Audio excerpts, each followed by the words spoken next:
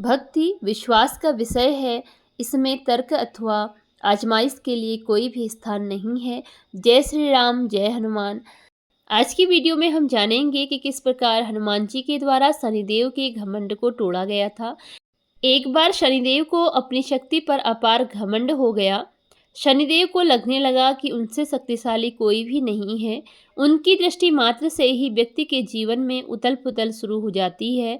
शनिदेव इसी मद में चूर होकर ऐसे स्थान पर पहुँचे जहाँ पर हनुमान जी अपने प्रभु श्री राम की साधना में लीन थे। भगवान श्री राम की भक्ति में डूबे हनुमान जी को देख शनिदेव ने उन पर अपनी वक्र दृष्टि डाली, लेकिन कोई प्रभाव नहीं हुआ।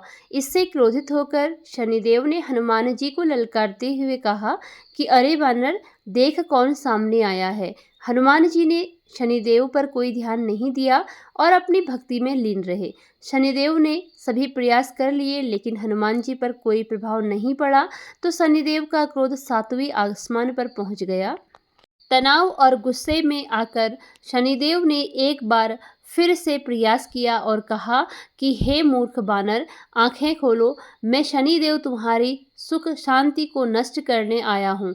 इस संसार में ऐसा कोई नहीं जो मेरा सामना कर सके। शनिदेव को यह विश्वास था कि ऐसा कहने से हनुमान जी उनसे भयभीत हो जाएंगे और क्षमा मांगेंगे, लेकिन ऐसा कुछ भी नहीं हुआ। बहुत प्रयास करने पर हनुमान जी ने सहज भाव से पूछा कि महाराज, आप कौन हैं? इस बात को सुनकर शनिदेव को और क्रोध आ गया। शनिदेव बोले कि अभी और इसी समय मैं तुम्हारी राशि में प्रवेश करने जा रहा हूँ, तब समझ में आएगा कि मैं कौन हूँ।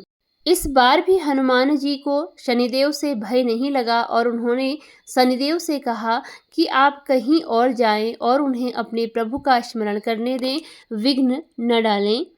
शनिदेव को हनुमान जी की यह बात कतई पसंद नहीं आई और ध्यान लगाने जा रहे हनुमान जी की भुजा पकड़ ली और अपनी तरफ खींचते हुए कहा। हनुमान जी को लगा जैसे उनकी भुजा को किसी ने दहकते अंगारों पर रख दिया हो। उन्होंने तुरंत एक झटके से अपनी भुजा शनिदेव की पकड़ से छुड़ाई। इसके बाद शनि ने विकराल रूप धारण करके दूसरी बाह को पकड़ने की कोशिश की तो हनुमान जी को भी क्रोध आ गया और उन्होंने शनिदेव को अपनी पूंछ से पकड़ लिया। तब भी शनिदेव का अहंकार और क्रोध कम नहीं हुआ। शनिदेव ने हनुमान जी से बोला, तुम तो क्या तुम्हारे प्रिय श्री राम भी मेरा कुछ नहीं बिगाड़ सकते। इस पर हनुमान जी को अत्यंत क्रोध आ गया और पूंछ में लपेट कर शनिदेव को पहाड़ों पर, वृक्षों पर खूब उठा उठाकर पटका और रगड़ा। इससे शनिदेव का हाल खराब हो गया। अब शनिदेव हनुमान जी की शक्ति को पहचान चुके थे और उन्हें अपनी गलती का भी एहसास हो चुका था। अतः उन्होंने हनुमान जी से आग्रह करते हुए कहा कि हे बानरराज, मुझे अपनी उद्दंडता का फल मिल गया, मुझे क्षमा करें। भविष्य में आपकी छाया से भी दूर रहूँगा।